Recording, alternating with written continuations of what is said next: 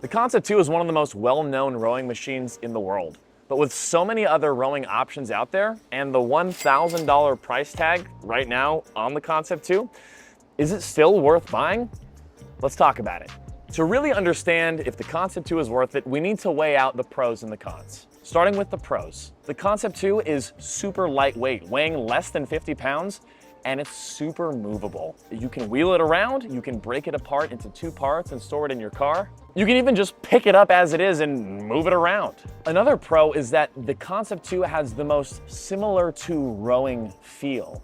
Using air resistance and the damper setting, it provides the most rowing-like experience, being able to simulate the feels that you would experience if you were rowing in an 8-man boat, all the way to the heavier feel that you would experience as a single sculler. It has one of the best biomechanically favorable designs, with adjustable foot plates, a seat to foot plate ratio that allows for even people with larger midsections to row comfortably, and a slightly curved down handle which favors a more natural wrist position. The monitor, whether you're getting an older PM3 or the newer PM5, is still one of the best and most accurate ways to track your workouts and progress. The accuracy and consistency of this monitor is why the world records are set and calculated on the Concept2. You also have the ability to easily dock your phone or your tablet using some simple attachments. And the last big pro is that the durability of the Concept2 has really stood the test of time.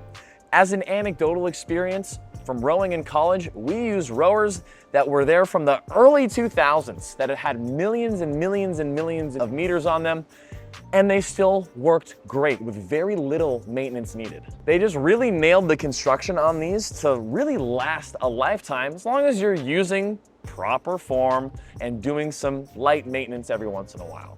But there are some significant cons to consider with the Concept2.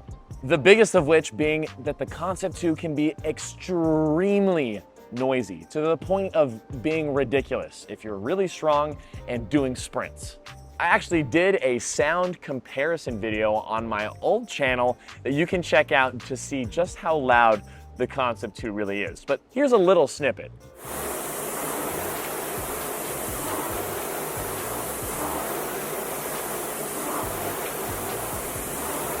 Yeah, it can get pretty loud. Another con is that the monitor, while it is very accurate and has a lot of versatility, it lacks a lot of visual stimuli. And a lot of people get bored quickly when just looking at the monitor. The limited base resistance capability of the damper setting is often considered a con, especially for those newer to rowing feeling like they struggle to feel any resistance. And while you'd also experience the same lack of resistive feel on something like a WaterRower, on magnetic rowers like the Hydrow or the Aviron, the resistance settings on those machines can get really, really intense. And for people looking for more of a strength focus with their rowing, that is going to be a limiting factor of the Concept2.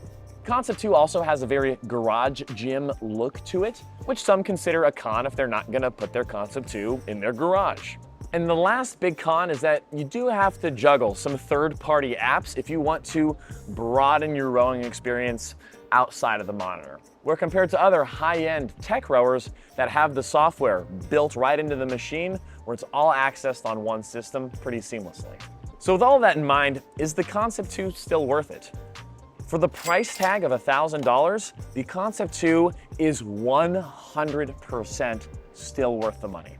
Let's just say there must be some pretty good reasons to use this rower if it is the gold standard rowing machine used by every competitive rowing team in the world.